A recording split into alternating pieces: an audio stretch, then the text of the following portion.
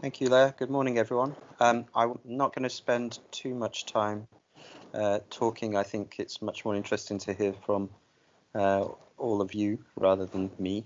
I just want to, first of all, give some context to all of this because we've not seen each other for a while. A number of us, some of us have spoken. So I think the first thing is we are trying out different systems to see how we can connect with each other more. I'm sure, and I know many of you have been doing the same thing. Teams for us seems to be working well. We hope it can continue to be a good platform, and we're looking at other platforms. The idea of this meeting is that it's bringing together members. It's bringing together people who know each other, trust each other, and so it's a safe environment to talk and to learn and discover from each other. So just as we do with our workshops, normally face to face, consider this to be informal. Use the chat area to talk to each other, to pose questions, to make suggestions, to send links and all the rest of it. So obviously we have always the technical limitations. We can't just speak across each other in the same way, but we want to try to make these kinds of virtual environments as easy to communicate as possible, and to stay in touch and keep in touch with each other. So that's the starting point. We chose COVID as really and the responses to COVID as a first one, partly because of the responses from all of you. We've carried out surveys, and we'll speak through those at the moment. And because although we're past the significant restrictions, we're still under restrictions. We're starting to open up, but we're also seeing a resurgence in cases. There's all sorts of question marks about the next 12 months, maybe longer. But also we've seen many opportunities. I think we are all discovering that we can achieve so much through these virtual meetings. And we've also seen, for example, that the European Commission has now recognizing things such as online services as a critical part of the support framework and wants to facilitate that happening. So I think there are opportunities there. These are all issues for us to talk about and discuss. So the way that we'll run the meeting now is that we have different sessions, starting off with looking at the challenges for victim support organisations. So we'll have a couple of presentations, and then we can do the questions and answers, and then we'll go on to the next session. Again, if there are things which don't quite fit within the headings, it's not a problem. We can always take them later on. If you have those questions or points, just make them. Let's make this as informal and easy to talk as possible. I think that's all I need to say. I'm not going to keep going on. A big thank you to everyone for joining. We've got a good range of people from all around the world. Thank you to the New Zealanders. I don't know, I suspect it's in the middle of the night for you, but thank you to Kevin for joining us and for others who've joined from around the world. I'll hand over to Leah, who now is just going to manage the quick round table. We'll keep it short just so that everyone can introduce themselves, and then we'll go straight into the presentation. So thank you, and over to Leah. Thank you. I just see that I think someone is sharing their screen. I'm not sure who is it because I can't see this. But if the person who's sharing the screen can just stop sharing, and so we can see each other very, very well. Thank you. So we just start with a really short round table. I'll give the floor to everyone one by one, and just give your name, maybe the position with the organization and the name of your organization, and then we can start. Thanks. So I'll just give the floor to Anne-Marie Ader. And I think it's Kevin who's sharing his screen. Oh, Kevin, can I ask you to stop sharing? So you click on the box with the X on it.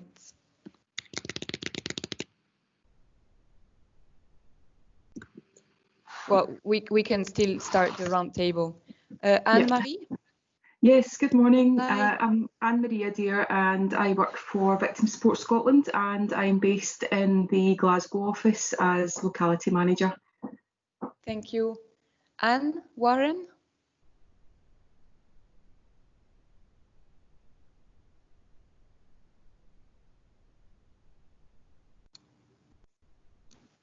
Anne, we can't hear you.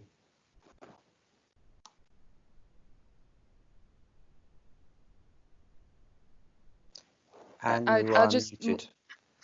אני מחכה שתזדהה, אני עדיין מחכה. Anne, I'll just move to the next one. I'll come back to you later. I have Banikta.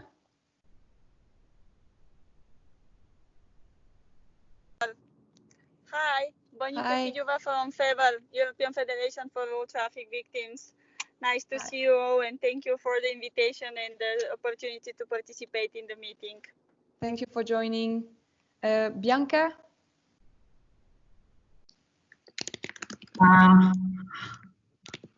Hello. Hi. Yes. I'm Bianca. I'm the CEO of VSE Germany. Hello to everybody. Thank you, Bianca. David Kenyon is here. Good morning, everyone. Greetings from a very dull, overcast, wet Hereford in England. Not at all continental. So looking forward to you bringing some sunshine to the morning. Thank you, David. We have Frederick. Hi, this is Frederick Mellqvist in Sweden, Victims for Sweden, Secretary General. Thank you. Thank you, Frederick. Hannah Elbaz. Hi, I'm Hannah. I work at Natal, so I'm excited to hear everything. And yeah, thank you. Thank you. Edith Michael.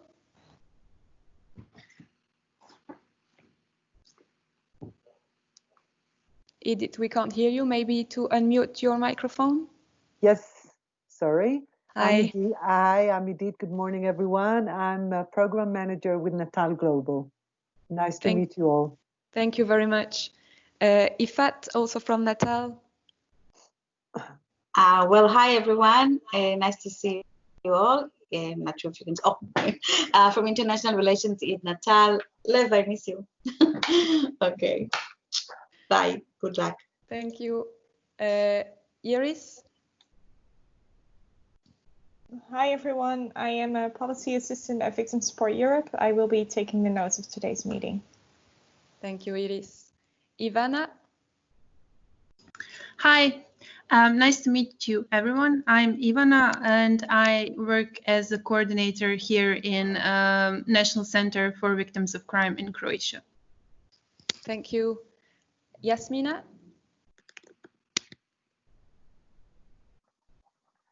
Hello from Belgrade, from Serbia. I'm Jasmina Nikolic from Victimology Society of Serbia. I'm working as a head of our victim support service. Thank you very much. And we also have here Janot. Yes, hi everybody. Hi Levent, hi from Luxembourg. First visit from Luxembourg. Nice to be there from my home office to listen to the discussion and even say some words. Thank you very much for joining. And we have our president, João. Good morning. As president of Victim Support Portugal today, namely. Sorry for the delay, but no because problem. With the time difference, I lost track. And I'm representing the Portuguese Association for Victim Support. Thank you, João. I just shortly, Katie is also with us. Yes. Hello, everyone. My name is Katie, and I'm administrative assistant at Victim Support Europe. If you have any technical issue during this call, please send an email to Katie. You should all have her email. We have Kevin. Hello, I'm Kevin So, Chief Executive of Victim Support New Zealand. It's now 8:42 in the evening on Thursday. Thank you, Alex, for joining. And very nice to join. Thanks. I have two Christina. So Christina Lut. Hello, greetings from Tallinn, Estonia. I work as the head of victim support policies at the Estonian Ministry of Social Affairs. I believe we actually met some of you in Tallinn last year, so yes. Nice to see you again. Nice to see you. And thanks for joining. And I have another Cristina Bardocci. Sorry for the pronunciation.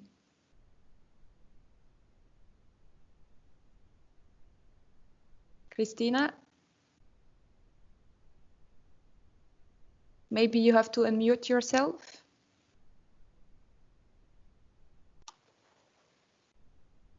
Hello? Okay, so I'll just move to the next person and I'll come back to you later. Matu? Yes, hello to everyone. I'm Matu Erkio from Victim Support Finland, and I'm head of service development. Nice to see you all. Thanks for Thank you. joining. Marina Kazakova. Good morning, everyone. I'm Marina, and I'm the Comms Office of Victim Support Europe. Glad to see you all. Thanks, Marina. Marketa? Good morning from Prague. I'm Marketa from Czech Victim Support. Thank you, Marketa. And then Mike? Good morning, everyone. Lovely to see you. I'm Mike Finlay from Victim Support Scotland. I'm Head of Communications and External Affairs, and I work alongside Anne-Marie, who's also on the call. Thank you, Mike. Nikika? Hello, everyone. I'm Head of Victim and Witness Support Department in the Ministry of Justice in the Republic of Croatia, and I'm very glad to be on this meeting. Thank you. Sasha?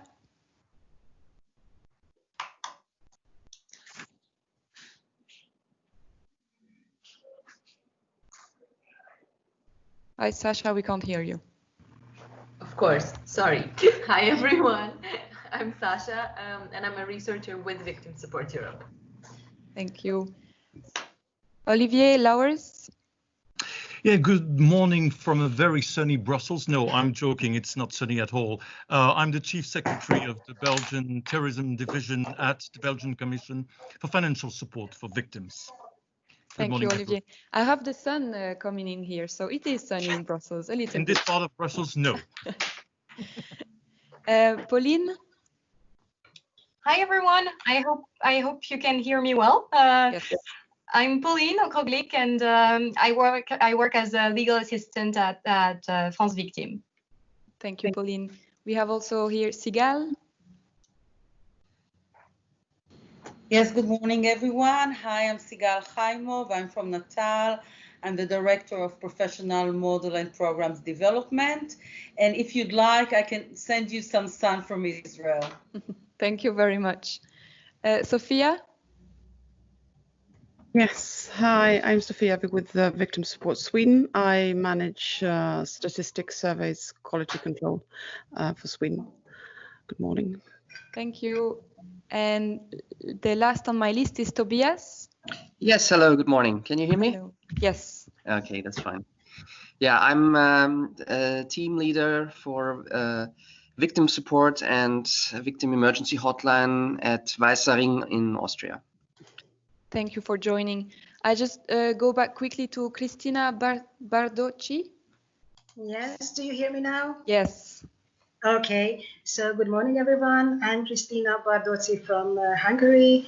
I work as a victim support advisor at the Ministry of Justice. Thank you for joining. And also Anne Warren. Now let's see if we can hear you. Anne? Okay, Anne, if you can hear us, maybe just write in the chat. Anne, oh yes, sorry, Anne is on mute. Anne is on mute. Ah. Yeah, Anne, you're on mute.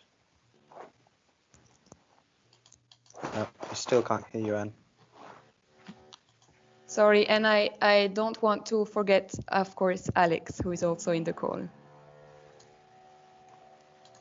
Hi, good morning, everyone. Oleksandra from Victim Support Europe, Deputy Director, and great to see you all. Thank you for joining us. And I see that Marketa just joined as well. Marketa? Marketa already. I'm still here. Yes. Yeah, I didn't hear you. That's my hearing going. And it's somebody who joined under the name admin, if he wants to present himself.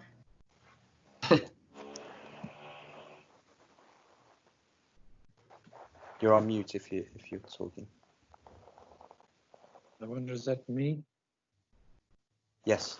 Okay, hi. Hi, this is Patrick here from Victim Assistance in Ireland. Good morning to everyone. Hi, Patrick. Sorry, a little bit late. No problem. We're just about to start now. So I just remind everyone that you can use the chat, you can use the raise hand button if you would like to speak within this discussion. So now, with no further delay, we'll start with the first session. Maybe David, I can already ask you to start sharing your screen so we don't lose so much time in putting the PowerPoint on. So for this first session, we'll talk about the challenges faced by victim support services in Europe. We'll have two presentations. The first one from David from Supporting Justice. Supporting Justice conducted a survey from different victim support services in the UK, and David will present us the result of this survey and how the COVID has affected victim support services in the UK. And then our lovely colleague Sasha will also present us the survey that VSE conducted for of VSE members on the issue also of COVID-19. So David, I can see your PowerPoint. There is just a box of saying the name of Sigal in the middle of your screen. So maybe if you can just move it in a corner somewhere so we can see your full PowerPoint. I can't see anything on my screen in the PowerPoint. Am I the only one who see this box here? I don't. Now it's gone. you're the I don't see either. Okay, so maybe it was my computer. The floor is yours, David, and thank you already for your presentation. Wonderful, thank you, Elaine. Good morning, everyone. Again, my name, as you know, is David Kenyon, and I work for Supporting Justice, which is a small community interest company that focuses on helping to improve services for victims and witnesses in England and Wales. We recently ran an online survey of service providers to try to get some initial indications of the impact that the COVID-19 crisis has had on their organisations from the point of view of delivery of service. So we didn't look at HR finances, but the impact that COVID was having on the delivery of services to victims. And we had over 100 responses, which I think a fairly significant amount, also a representation of the fact that COVID was indeed having a fairly significant impact. So, what were the initial findings from our survey? Well, we recognise from the responses that we had, which included some quantitative information and some qualitative information by way of comments, that services have had to adapt significantly and quickly to the crisis of the coronavirus. A key question, of course, is that as we move forwards, we'll have to try to assess whether some of these adaptations that have been done quickly and significantly have been for the best, or indeed have perhaps negatively impacted on service delivery. I'll talk about that a little bit later, about the need to challenge perhaps some of the assumptions that we've made in the past. But what the initial findings show is that there has been significantly greater use of technology. People have had to change the way that they work out of necessity. There's been a different approach to innovation and creativity, and that all of us, I think, as somebody's already said this morning, are having to adapt to new ways of working, whether it be looking for alternative platforms for communication, for contact, for people to access services, whatever that might be. So the key findings of the survey, as I said, over 100 service organisations responded.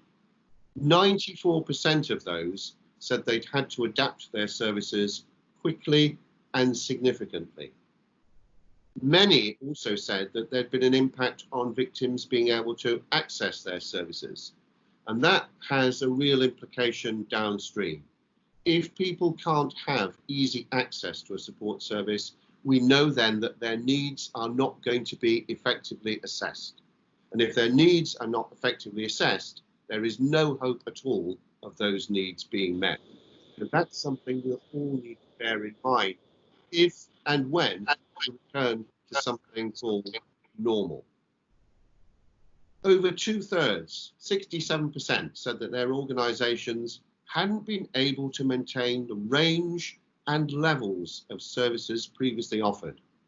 We know that in many cases, that range and level isn't always enough to meet the range and level of needs that are presented. And we can also recognise from the responses that there's been a significant impact on victims themselves before even we look at the organisations that are there to serve them. There's increasing concern among victims about their personal safety. And a number of comments have suggested that victims have actually prioritised the needs that have been generated by the COVID-19 crisis itself, whether they be financial, housing, employment issues, rather than the direct impact of the crime. That's something also that we need to bear in mind as we move forward, because we all know that those needs do not simply go away and evaporate over time. And if they're not being addressed now, the likelihood is there will be a greater need to address them in the future. The good news is that 60% of the organisations that we surveyed and responded say they are still assessing needs well. As somebody who's been working in this arena for perhaps far too long, I know, as you know, that the assessment of needs, effective assessment of needs, is the key to actually improving the lot of victims and witnesses. If we don't know what people need, we'll never be able to get it right when it comes to our support services. So, what did people say? These are some quotes that we've actually got from the responses to the survey. And it's raised questions as well as identified challenges. One respondent said, and it's something that others have expressed in slightly different language, we need to ask if face-to-face support really is the gold standard for victim care. How do we know it is? How do we know that what we did in the past is the best way of doing things? Have we simply, on occasions, made assumptions about what's best?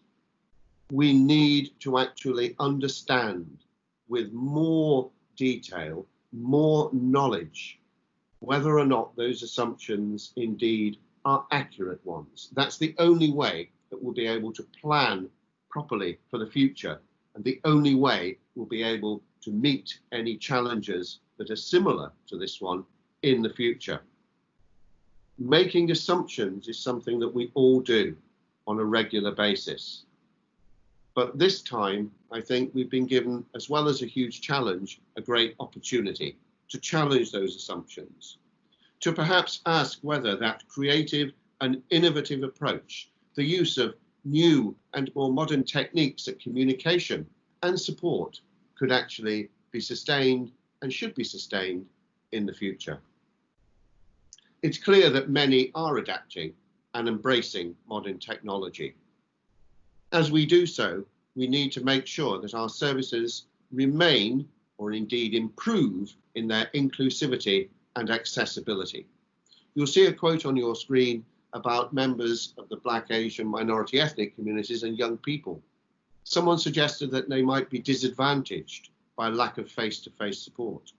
We need to challenge that and ask, is that true? If so, why is it true? How is it being demonstrated?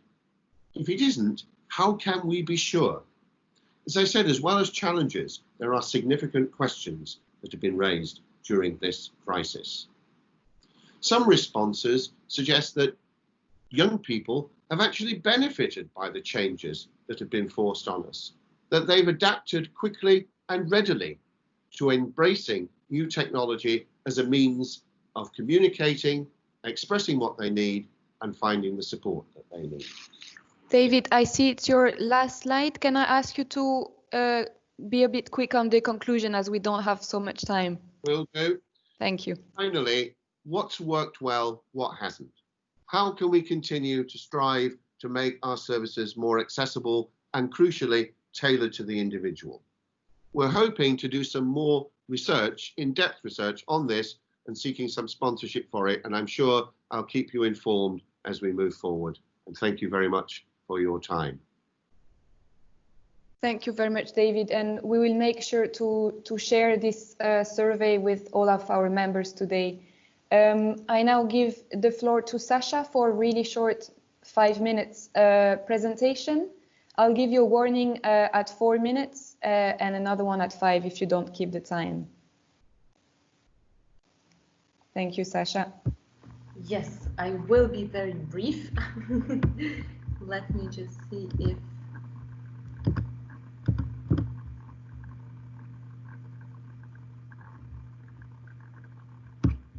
Huh. This is working well.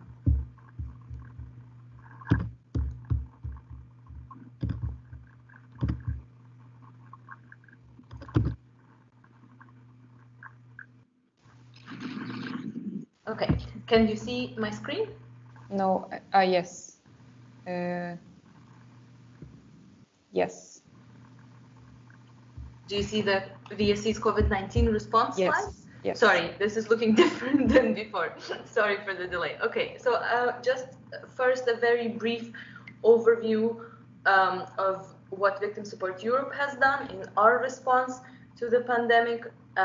We have created an information page, which I can also send the link to the group chat if anyone hasn't seen it yet. This was already a long time ago in March, still at the very beginning of the pandemic, where we gathered information on coronavirus in general, coronavirus-related crime that started popping up, domestic violence during lockdown, coping with anxiety and isolation, and information for victim support professionals. Specifically, we also had already started gathering information on distance support services. And of those, for instance, the APAV's talk handbook was a really useful first resource at the beginning that many of our members found very useful.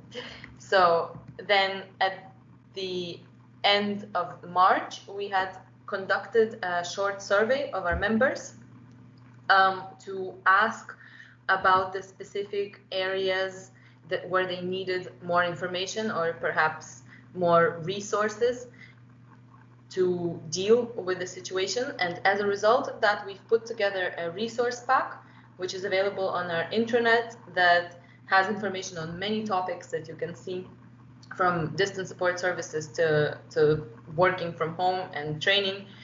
We've put reports and presentations there, scientific articles, things like that, and we've kept updating it through these past months. Then later on, in April, we conducted a second survey. So this is the main point of my short presentation, to give you an overview of the results of this survey. And this survey focused more already on the specific challenges that our members faced. And very similarly to what David said, we found that our organizations had to adapt very quickly and that they were using more technology. Some of them were expanding their existing services and even adding new services, such as online platforms or new phone lines. And now moving on to the specific challenges that most of the respondents of our surveys found present in their work, you can see that determining the best tools to deliver the service has been a big concern, and this has come up many times in our discussions that we've also had over the past months, that our members often found it challenging to figure out what exactly they could and should be using, which online platforms are, for instance, compatible with GDPR, are safe to use, are free also or not too expensive, and so on.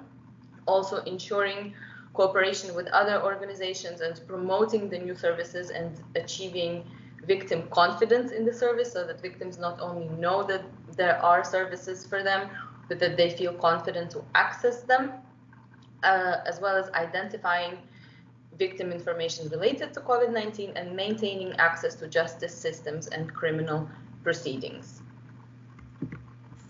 Finally,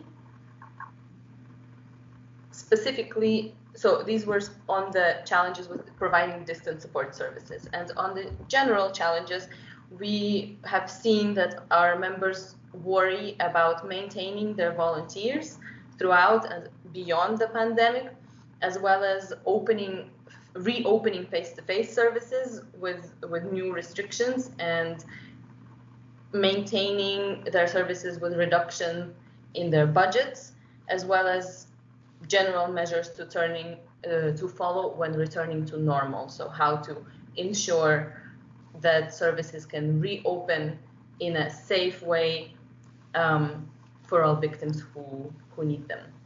1 minute left, Sasha. Yes, almost done.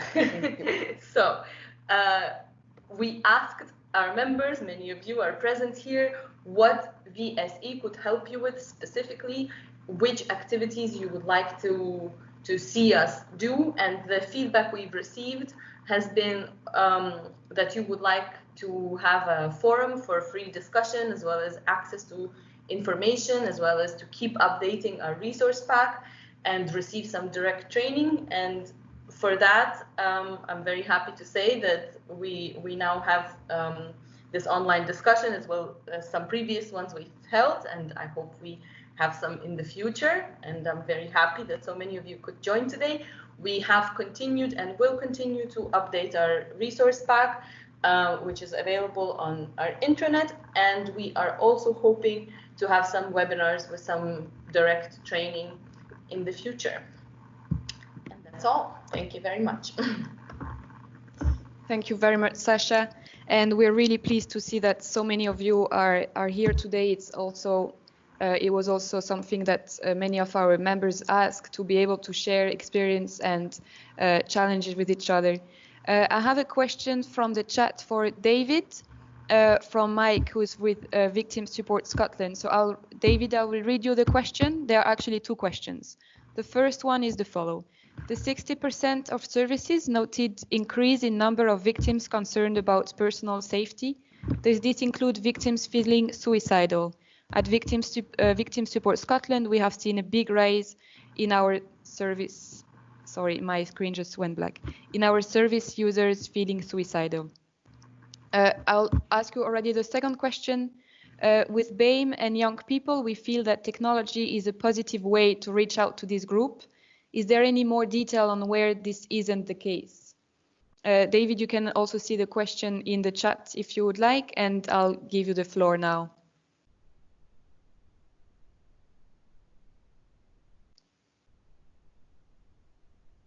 Can you hear me? Yes. All right, you didn't unmute. Okay. Right, I'll be brief.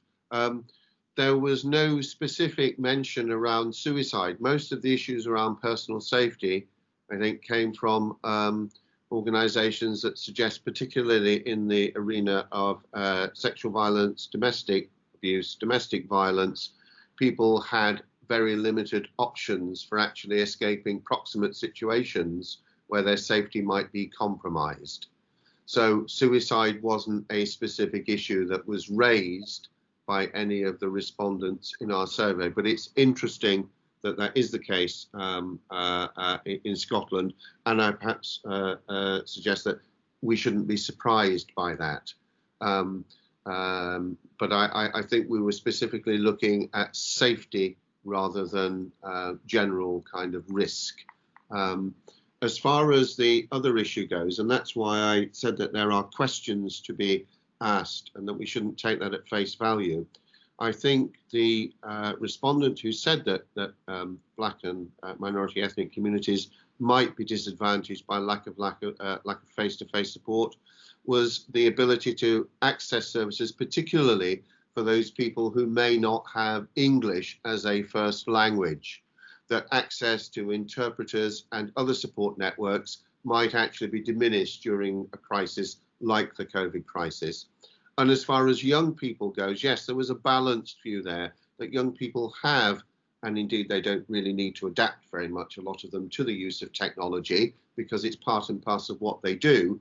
But the fact that they don't have access to schooling at the moment, that there are people in communities that are economically marginalized who maybe do not have access to the technological equipment that they need, means that that lack of face-to-face support means that their needs are not being identified, that they are, and also that they're not always in a position safely to articulate and identify themselves those needs and express them to someone else because they are not actually sitting with someone.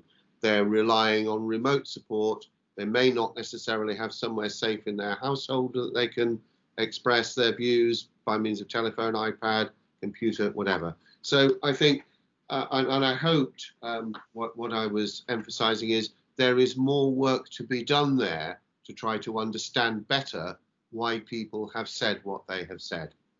Does that make sense? Thank you, David. Yes, that does make sense. Thank you. That's helpful. Pleasure. Thank you. Thank you very much for this answer. And it's true that during this crisis, we've seen a rise in using new technology, but also then on the other side, a rise in violence crime online, cybercrime, hate speech online. And this is also something that we've seen and we've been discussing with the organization dealing with this subject. I see that Levent is raising his hand. Levent, please. Yeah, so obviously VSE doesn't provide direct support as such, but I know one of the things that we've had difficulties with is our ability to engage with, in particular, governments or institutional actors, because they have many more restrictions on what software and platforms can be used. I think I've got like 10 different apps now on my laptop for connecting with different people.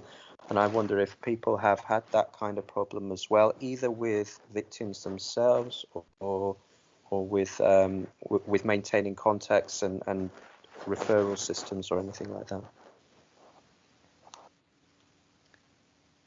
If anyone wants to take the floor, or you can also write in the chat any of your comments or answers to the question raised.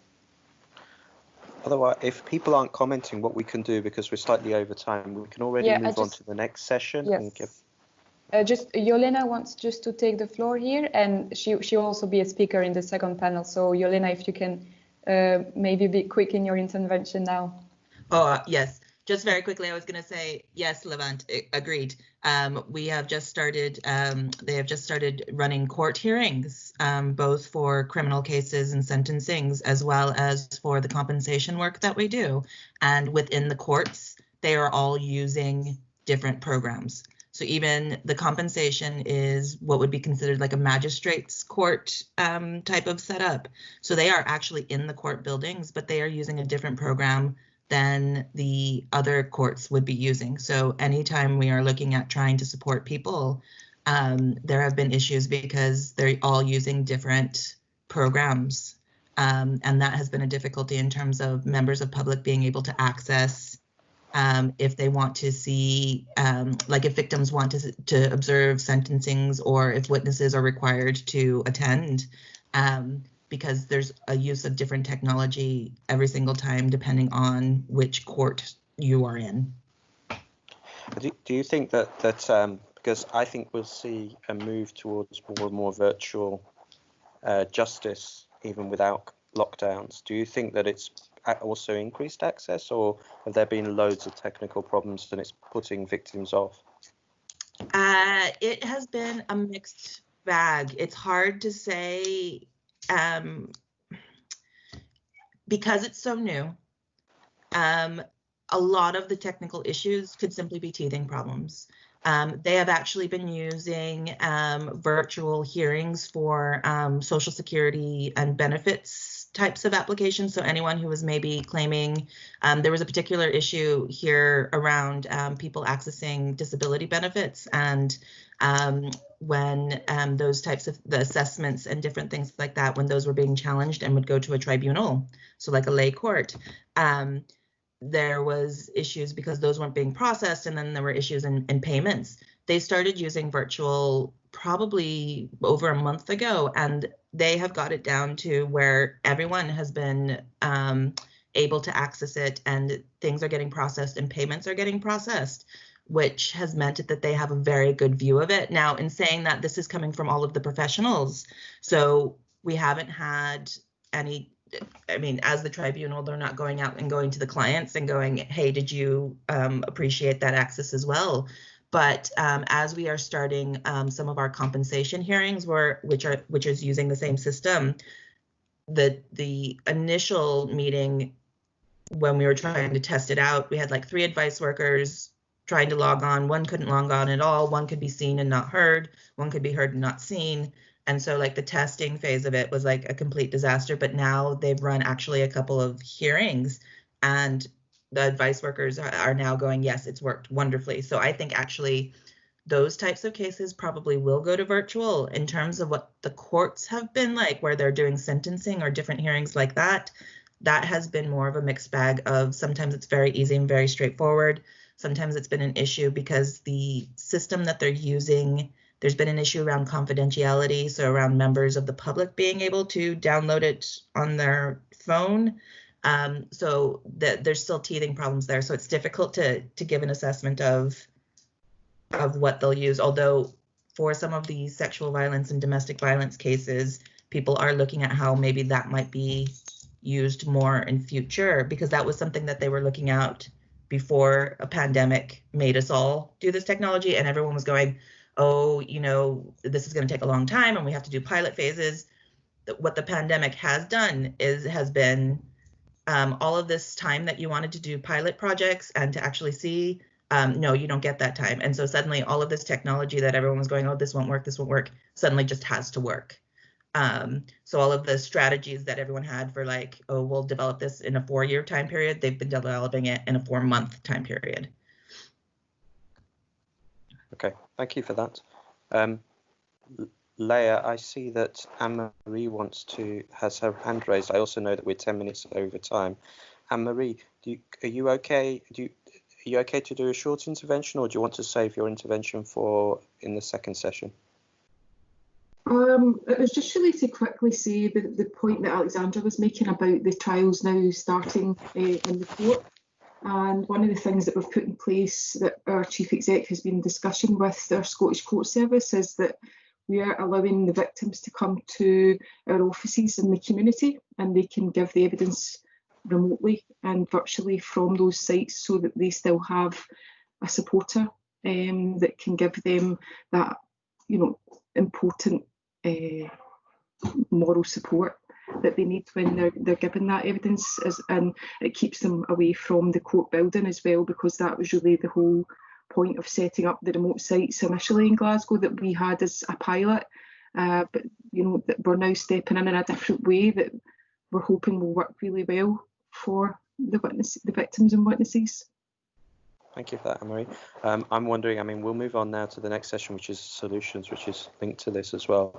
I think this might be an interesting topic for an entire webinar in itself, to be honest, as we're looking forward. And I think that there are some countries like in the UK, maybe the Netherlands, Germany, France, who are more advanced than other countries when it comes to remote justice.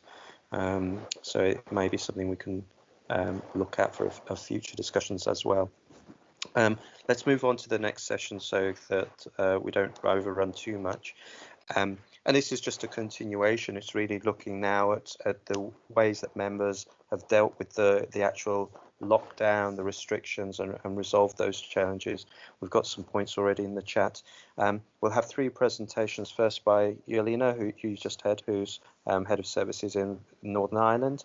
Then we have Ivana Andrijasevic, who's in the Victim and Witness Support Service in Croatia, and she'll focus on the 116 helplines. And then Sigal from Natal, she will focus on the some of the adaptations for first responders and medical teams.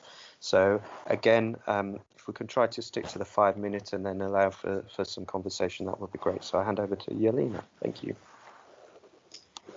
So I will keep it very short, and I don't have a presentation. I just I'm on these things all the time, and people are always doing presentations, and so I thought I'd maybe switch it up a little bit for everybody. Welcome to the new virtual world. As of the 23rd of March, we went from a complete switch of being an office-based, face-to-face organization to completely remote working. Now, before we had to consider what the pandemic meant, over the past year in 2019, we had begun developing what we are calling distance support services. And those were looking at how do we increase accessibility to clients who maybe don't want to do face-to-face, and how can we look at what it means to provide clients the best services possible. And it's that, I think David mentioned there, we're kind of always saying, listen, the gold standard is about face-to-face. We were trying to go, well, maybe that's not it for everybody. Let's just look at diversifying. Let's look at the best way we can actually provide accessibility to clients. And it was mostly, the momentum came from people who were not attending appointments. So people who just wouldn't show up. And we were going, how do we solve this issue? What is this about? So as we were doing research into that, we developed telephone support, and we were looking at how to provide online chat.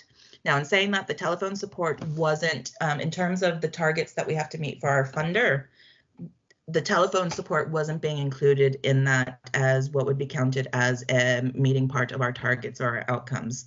So it was difficult to try and get a good handling on whether it worked or not. What did happen then during the switch over to remote working was looking at, well, all we can offer now is telephone appointments. So how do we maintain volunteers? Because when we introduced telephone support appointments as an ad hoc type of service for people, when we offered it to clients who maybe didn't feel like they could get to an office, there was then the difficulty of having volunteers who felt comfortable enough talking on the phone. One of the big things is, in the modern age, no one talks on the phone anymore. It seems people are very nervous about it. I mean, I talk to people who, particularly when we have interns who, you know, are teenagers or who are in their 20s, when I ask them to make a phone call, they look at me as if I'm asking them to go out back and shoot a puppy. I mean, it's a very traumatic experience for them. So what we discovered is that even with our volunteers, that was a difficulty. So when we moved to completely working on the telephone, we had 117 volunteers who were actively doing it face-to-face. We ended up with 25 volunteers who were willing to provide telephone support. Some of it was because initially people were afraid, there were health issues, people didn't really know what was going on, and they didn't feel like they could give the support over the telephone that they could face-to-face. And some people were just kind of dealing with what the pandemic meant for them just in general. And so they just didn't feel that they could give emotional support to other people experiencing a trauma while they were dealing with their own trauma. So a lot of it was dealing with how do we get those volunteers and retain them. So we did a survey of clients for the telephone support to try and help get the volunteers to understand that what we were doing was the same as the face-to-face work. So in terms of retaining volunteers, we were making calls every week. We are still having our volunteer meetings. Some people, we have volunteers who don't have an email, will never have an email. Don't talk to them about email. Don't talk to them about internet. They don't want to know. When we go back to face-to-face, they will be there. They will be there 100%. But if you ask them about technology, they will just walk away or hang up the phone, as it might be. But the sense is that they didn't want to engage with that because they didn't really feel like they were supporting people in that way. So what we did is try and get the volunteers who were still doing telephone appointments to talk to those volunteers who were reluctant, to help them get the idea of what it actually was like, what they were doing. And by doing that, we were able to get volunteers to talk to the volunteers who had initially been reluctant and convince them to come over. So we now have roughly about 45 active volunteers who are making phone calls for us. So that was really helpful.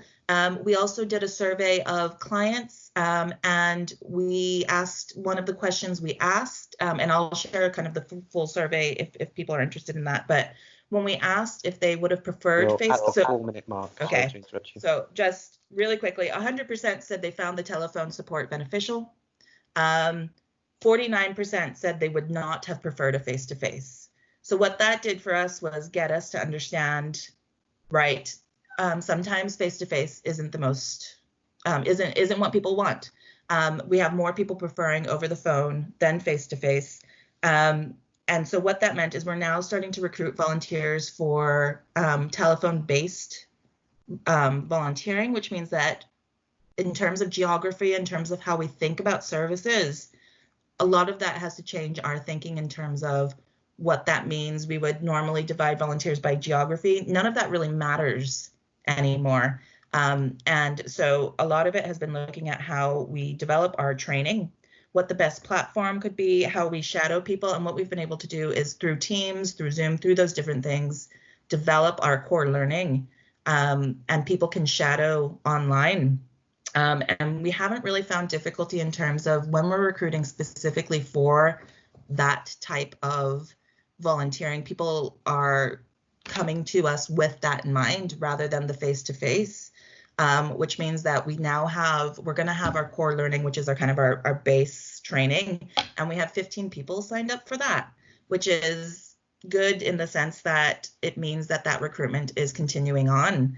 Our witness service volunteers are slightly different in that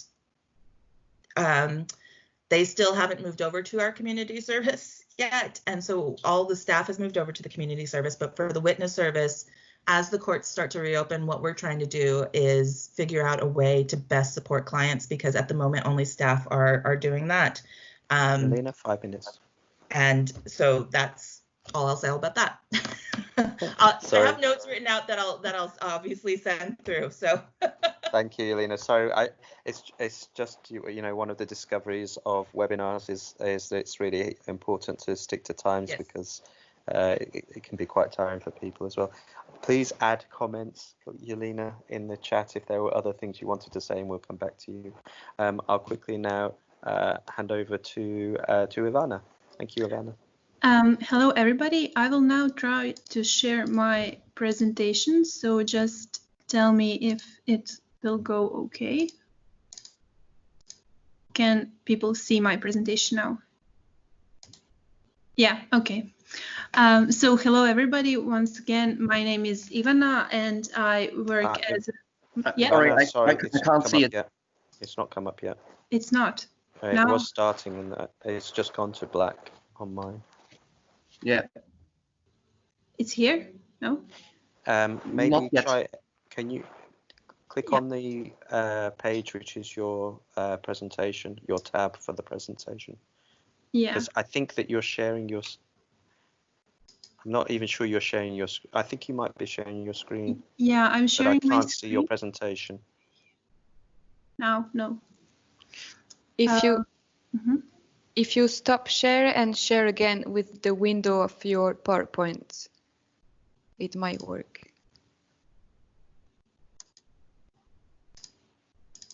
Now? No. Okay. If it's not a problem, I can go on without presentation. If you send it to Leah, well, just go ahead, and then if you have time to send it to Leah, then we can also share. I think I have it. I'll try to share it now. Okay. If you carry on, then, and we'll show it when we can. Okay. So once again, my name is Ivana. I work as a coordinator here in National Call Center for Victims in Croatia, and I will try to be as short as possible and present to you some challenges we have faced for the past few months and some solutions we came up with. Okay. So first, I provided a very short timeline of what has been happening in Croatia since February, but since you can see that, I will just go through it as briefly as possible. So at the end of February, there was the first recorded case of COVID-19 infection in Croatia, but by that time we were working normally, we were working in full capacity, and we were only keeping an eye on the development of the situation. However, by the middle of March, the number of people diagnosed with coronavirus was rising, and so were some imposed restrictions.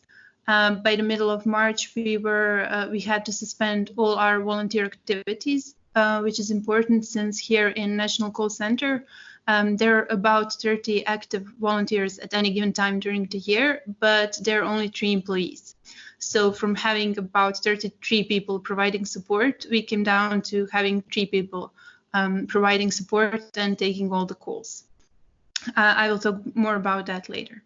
Aside from that, on 16th of March, we also had to stop our volunteer recruitment process. As well, I will talk about that in a slide, actually in a minute. One thing that happened here in Croatia, specifically in Zagreb, was an earthquake on 22nd of March, which was the strongest one in the past 140 years.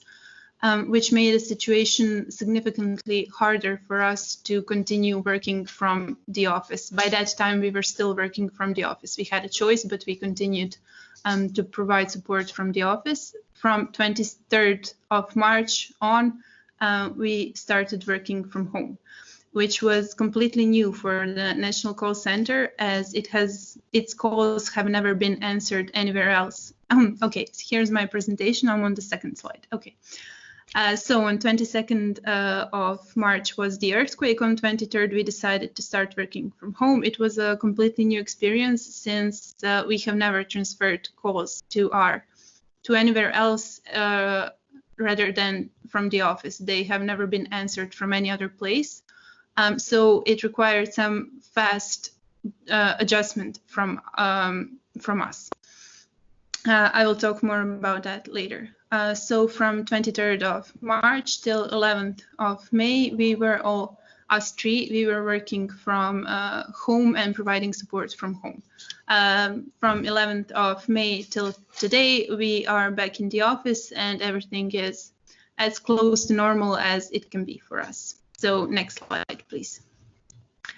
Okay, here I just inserted a picture to show you what kind of damage was done to the city. The damage was significant. It was hard to use the public transport to travel, to go to places on top of being in a lockdown. Our main goal during this time was ensuring continuous availability of support and work of National Call Center for Victims of Crime. During this time, we also noted that an increased number of callers who were not victims of crime, but also felt the need for support and to talk to someone were contacting us, and we also made sure to provide support to them. Next slide, please.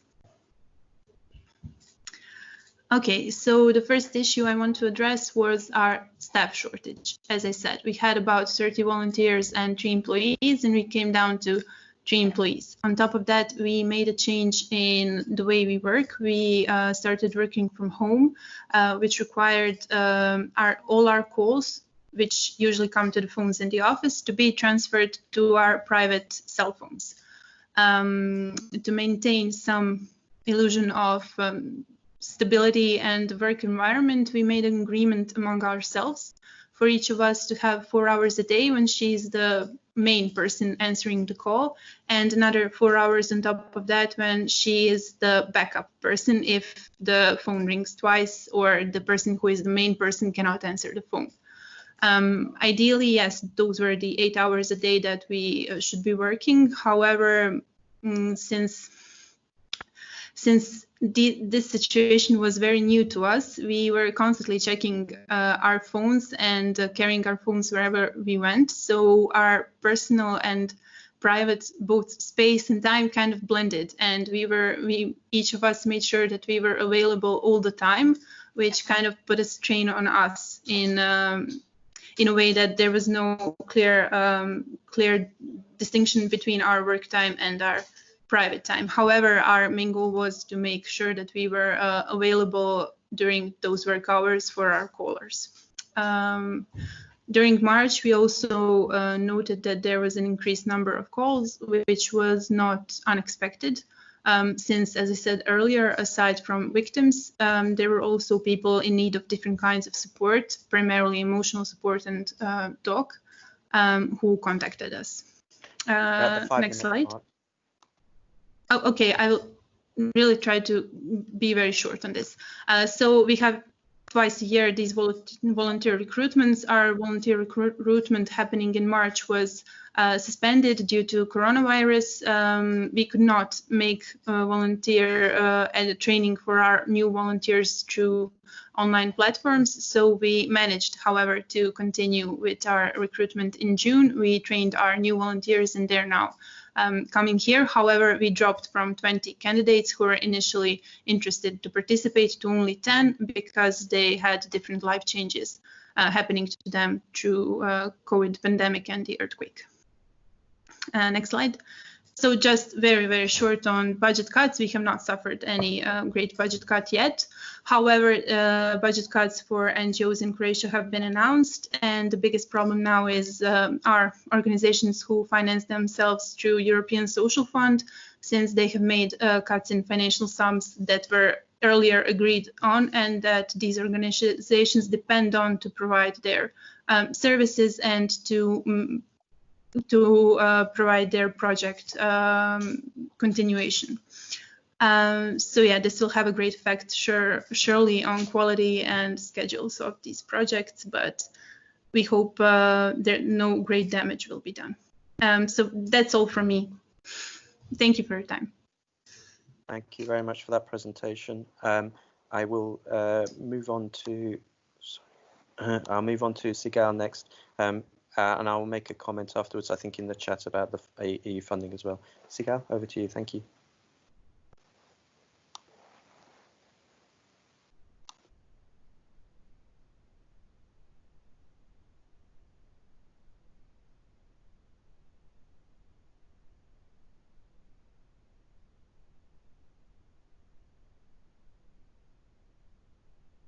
Sigal, are you on mute? I don't know if you're speaking or just preparing. Thank you, Lev. Sorry, I was speaking, but talking to myself. Okay. So we'll talk about the organizational changes that we had needed to do to adapt to the COVID, and then we will focus on the first responders. So we'll start with the helpline, which is the gateway and was one of the most wanted or sought for unit. The first thing we did was to open a special helpline for COVID-19 calls, which operated alongside our helpline for victims of terrorism and war. And we saw an increase of 390% of incoming calls. We also moved to remote operation by activating special telecommunication system. As you can see, we needed, because of the increase in the incoming call, to recruit and train additional helpline staff, which we did during this crisis. We used professional therapists in order to provide only short training and have them answer the phones as soon as possible. And also, in order to help us, help the volunteers at the helpline provide the assistance needed, which was different than others. People before me talked about the increase in mental health issues, people, suicidal calls, etc. We needed to provide some additional training. So we had webinars and supervision to support the staff's well-being.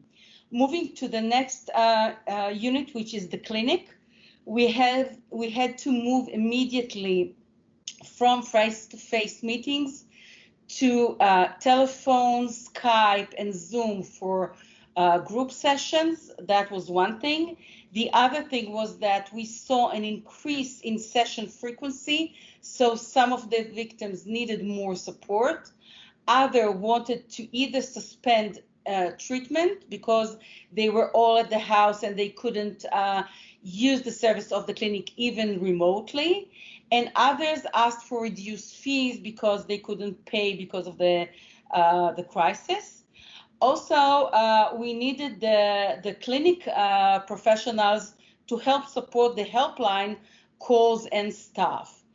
The next unit is our community outreach unit, which firstly supported communities coping with COVID-19 globally. So whenever there was a place with a COVID outbreak, our community outreach team supported them remotely. We also provided special webinars for COVID-19 and developed psychoeducational materials for the public in order to help people and use those tools to better themselves. Moving to the next unit, which is the academy. We have an academy that teaches treatment of trauma. So we either needed to suspend courses or cancel courses. We needed to move to e-learning and provide some refunds to people who couldn't get their credit points because of the e-learning. We offered webinars and podcasts, both to support the students and for the public. And we had to have the online diploma ceremony instead of a face-to-face, which was different than usual. Moving to the next unit, part of what we had to do is to put an emphasis on the advocacy. So if you can see our helpline special COVID number had to be advertised both in TV and social media. We promoted interviews and publications, again, to raise public awareness and also to provide people with the resources available. And finally, you can see that we set up a special website for COVID, providing, again, information, tools, and resources for the public. And lastly on that, if we move to the next unit, most organizations, I think, faced or needed to deal with donations and shortage of money due to the situations. So part of the things we needed to do was first recruiting donations for COVID-19 activities. For example, we needed to provide webinars and support to medical teams dealing with the COVID. So we needed to raise money for that. That was one thing. Also raising money for new resources and donations, both for technological upgrades and new projects, again, related to the COVID.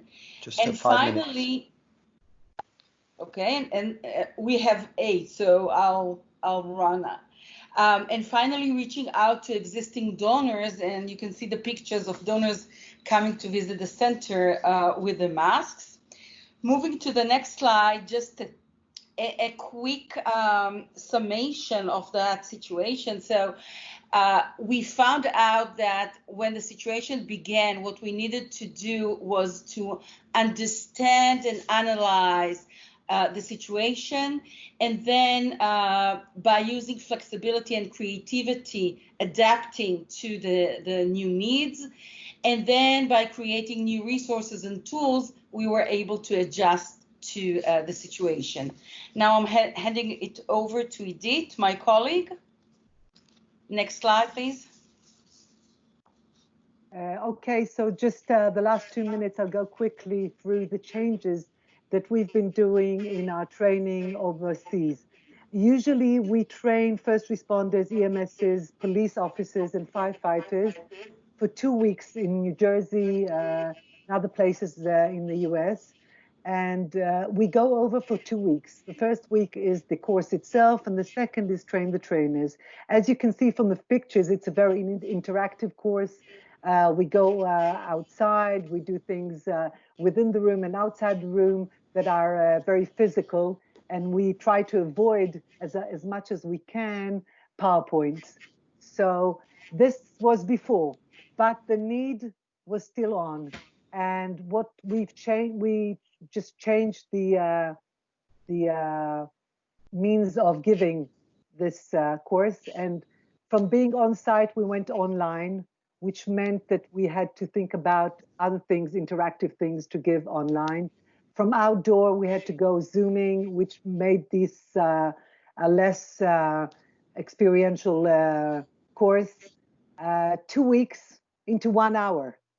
What I did was that I sort of minimized the main points and taught the people that been through our course before. I had about 50 people, first responders, that were on the course when we were in Jersey, and I just gave them the main points for them to deliver to their colleagues.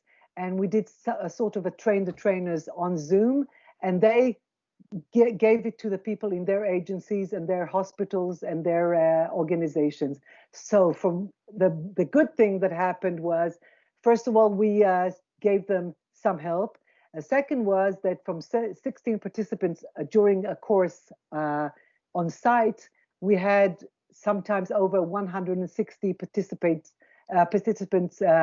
exposed to the help that we were able to give them of self-care tools and other means of taking care of themselves before going into shifts.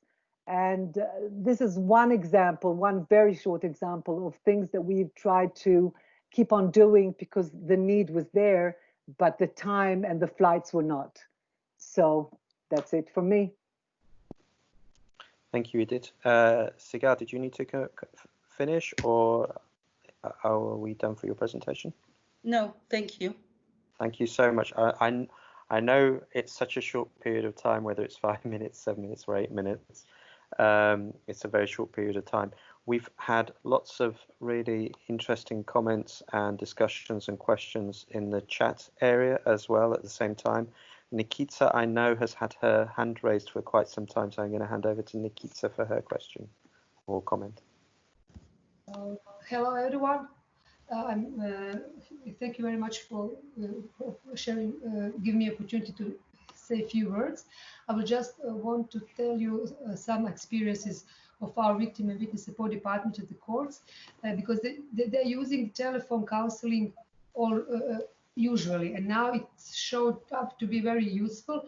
And victims are used on telephone communication, especially because of those courts that cover huge areas, and victims cannot come to get information to court so many times because of travel expenses, and we usually use telephone. And now it was really helpful. This practice was really helpful now in COVID situation, because in some courts have different problems with provision of usual regular work. And the very interesting thing is that colleagues were providing individual assessment by the phone, because they also have a very long practice of using phone for individual assessment, as I mentioned, because of travel costs. So it's showed for us a very good solution. Maybe we are not so modern country as some other countries, and people are still used on telephone communication. And the other thing that was that I see, and my colleagues from the field told me, that some courts started using video conference much more, especially when they have to communicate with the offenders in the prison, and they try to lessen this physical contact with the court. And because we have this equipment for the video conference on all the courts, it was really helpful in this situation now. And I hope that this situation will encourage judges to use video conference even more often when in future days. Thank you very much. Thank you for that.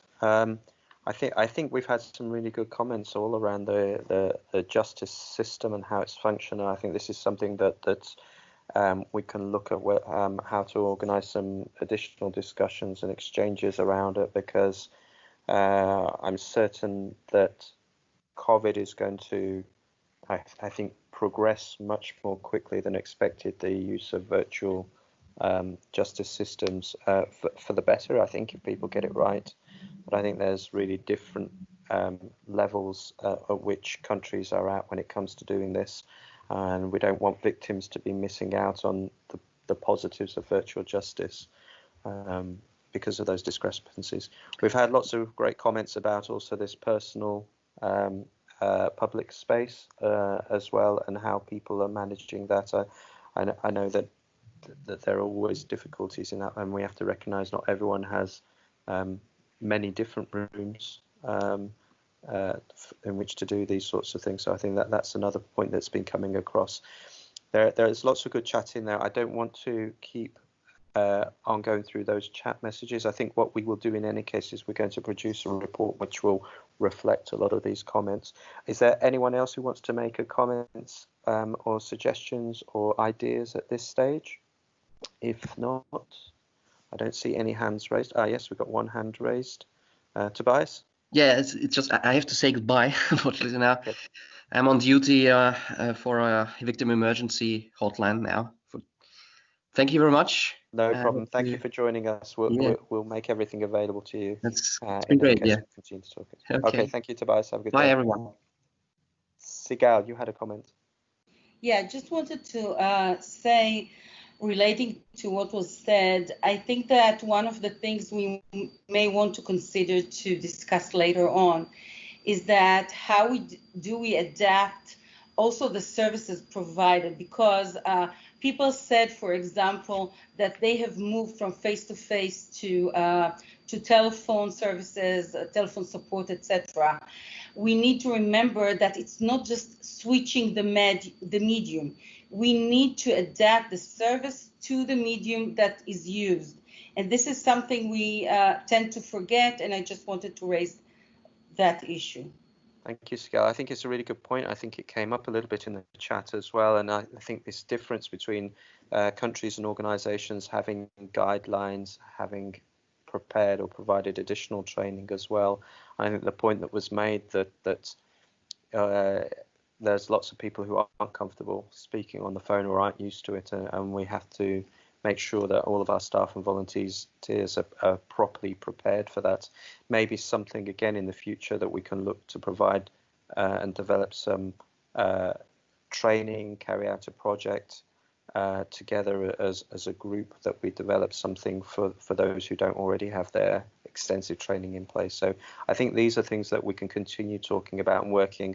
What can we as VSE facilitate? At the minimum, can we get exchanges? And at the most, can we produce actually training which is usable for those who don't have it? So I think that there's lots of actions we can take. Let me now hand over. I think it's Leia's turn to moderate. So I'm going to hand over to Leia. Thank you. So we have really a short time now before we finish, but we have this last session, which is called Looking to the Future. But it's also actually already the present, and some of you have already gone back to your office and welcome victims again in your services. So I'll pass the floor to Joao. You can already start sharing your screen while I give you the floor. Who will present us what HAPAV is doing now, opening up their services again. The shelters were kept open during the crisis to welcome victims in the shelter. So Joao, you have the floor. Thank you very much. It's new for us, but for me, are you seeing the internet of HAPAV? I'm sharing that. We are seeing a folder. Just a folder. Window. Yes. So if you open it. Yeah, but the thing. I know, but you need to share. So if you click again on share, and you will share the another window, because now you're only sharing the folder window. So if you share the Word document window, then we'll be able to see this. I don't know if I know how to do it. So if you stop sharing first, and then when you click on the share screen option, there should be lots of different screens that you can see to share, and you need to pick the one which is the app of interest. Can I go to the website? You should have the website open, and then you will be able to see that website on your share options. Okay. Are you seeing my Outlook now, right? Yes, that's your Outlook. And yes, now that's you're Outlook. seeing the internet? No, we don't see internet. We see your Outlook.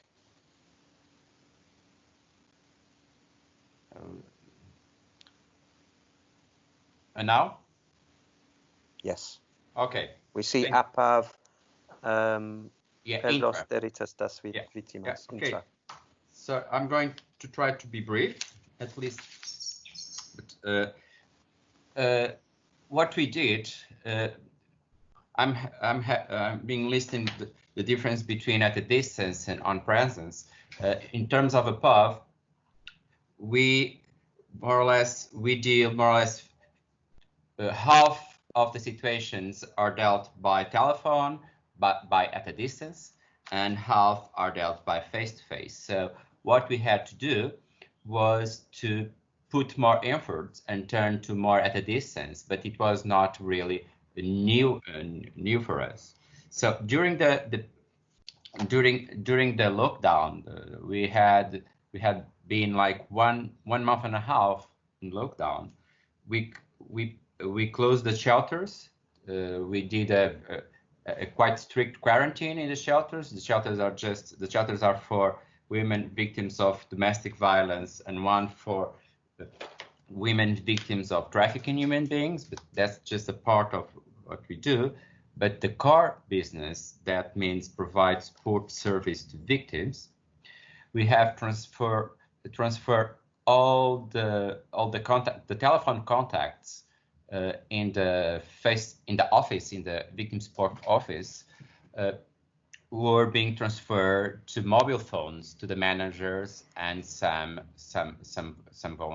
volunteers. At the same time,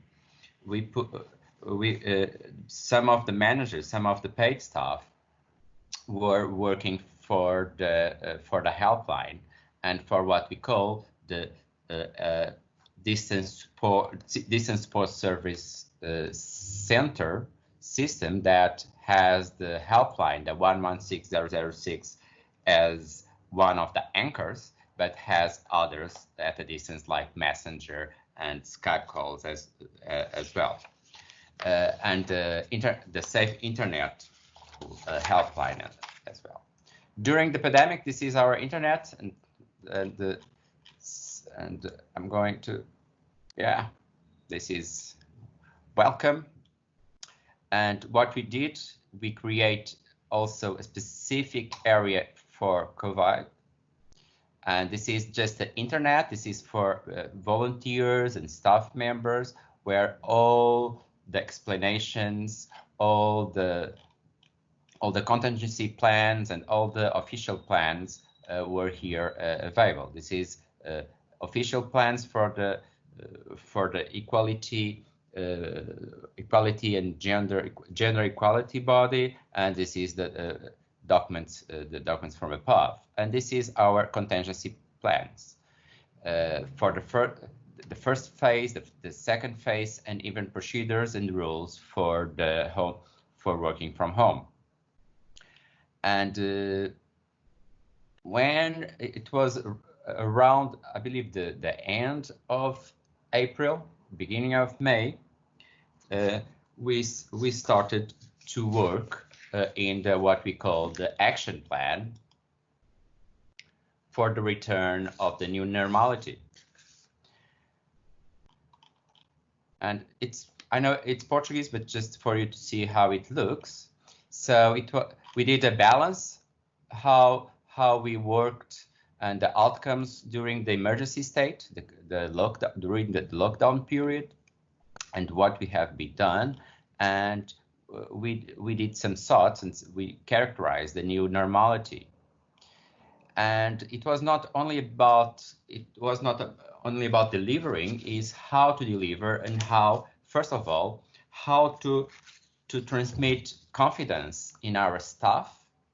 We have like around 100 around the country, and namely to our volunteers, for them to be confident doing what they are going to be. That was to return gradually to the office, but to be confident enough to transmit and to be confident to do what they do and to work and to talk with the victims and all the health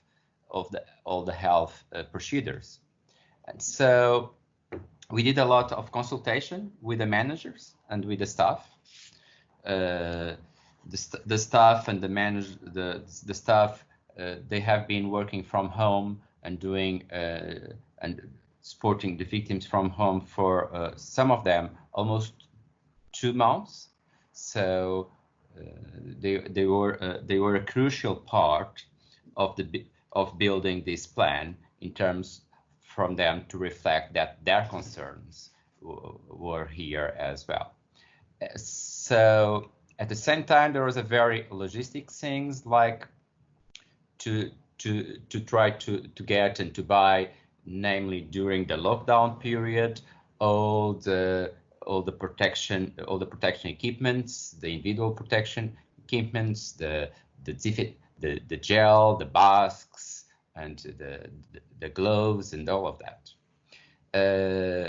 During this period, we had a special request from the government to open up and to open up a temporary shelter for women victims of domestic violence, and we did it from scratch.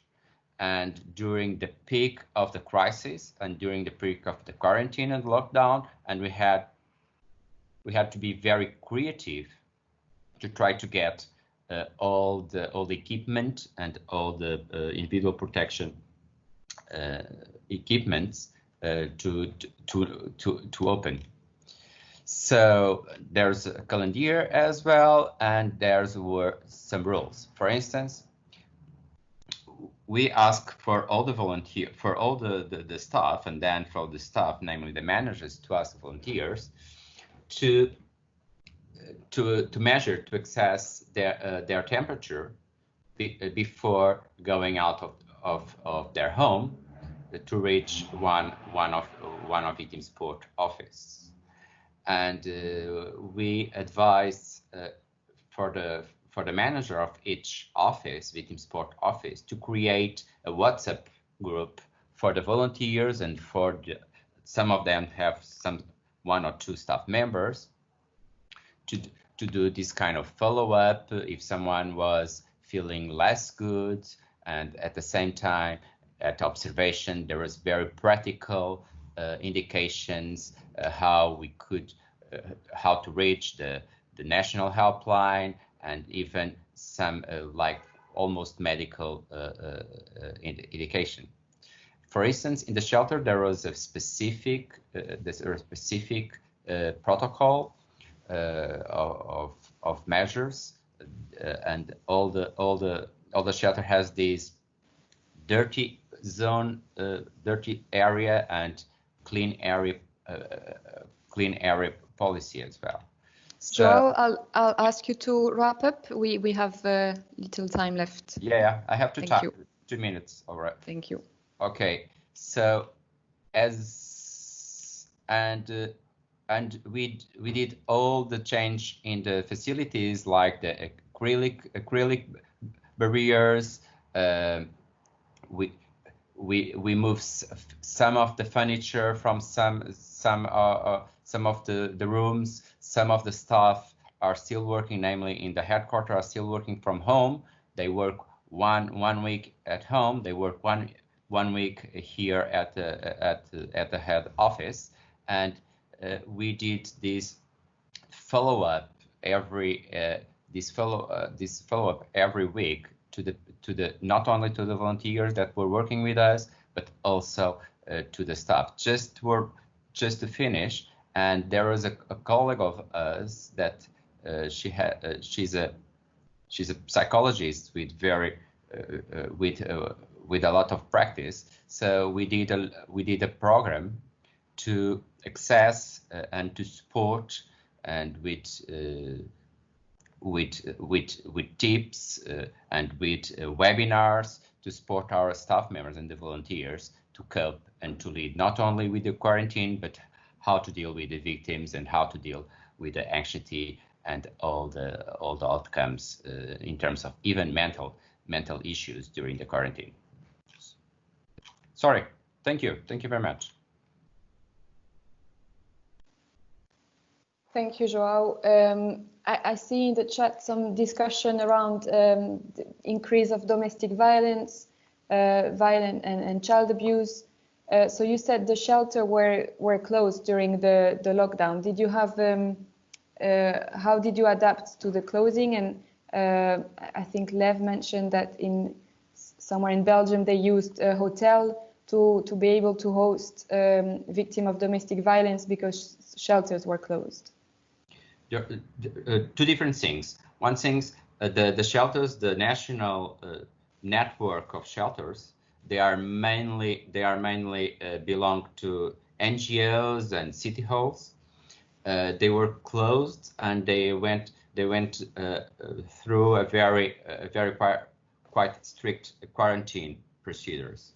In terms nationally, the government they opened two shelters, one in the north that was covering north and center of Portugal, and the other one that was the one that PAV was managing and is still managing, is covered the rest of the country, like center and south. So when there was no possibility to have a place in one of them, they were coming to these two shelters, but there's a detail here that helped us and is helping us because it's just a temporary, not to maintain people because it's just a temporary. We had the government and the PAV particularly, we already had reached that. We have a protocol of cooperation, memorandum of cooperation with the National Institute of National Emergency. That means that if we have a victim that has to go to one of the shelters, she's going to get a COVID test. She will be waiting in a separate room and waiting for the results. So at the present, every woman and their children that has to go to a shelter, they will be tested before.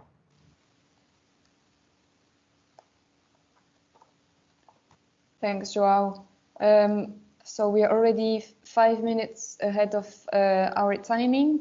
Lev, would you like to do a short conclusion? So I see there is a lot of interaction in the chat and people are exchanging email addresses. So we will first share the report of this discussion and try to also put all your comments or question in this report, and we'll also make sure, if you all agree, to share contact details of everyone. And also, as Lev mentioned in the chat, we're also looking at creating a forum on our intranet where we will be able maybe to open some forum on specific topics where members will be able to continue this live discussion too. Thank you, Leah. I won't take very long concluding. I think there's many different topics and issues which have been raised, which obviously we don't have time to, in a 2-hour webinar, to go through those details. Part of this is just kind of giving ideas, giving examples.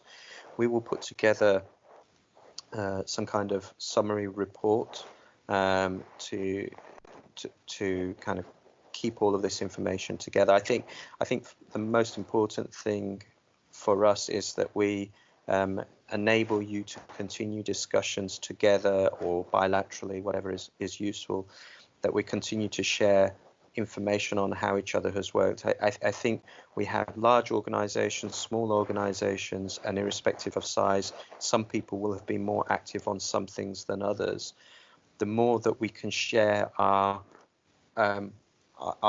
let's call it private information, our guidelines amongst each other, and I'm not pushing people to even put that on the intranet. I think people have to make their own decisions about how protective they want to be of their intellectual property. But the more that we can share this kind of information amongst each other, the details of guidelines, for example, and even go into translation, I think that's where we really start having significant benefits of these conversations.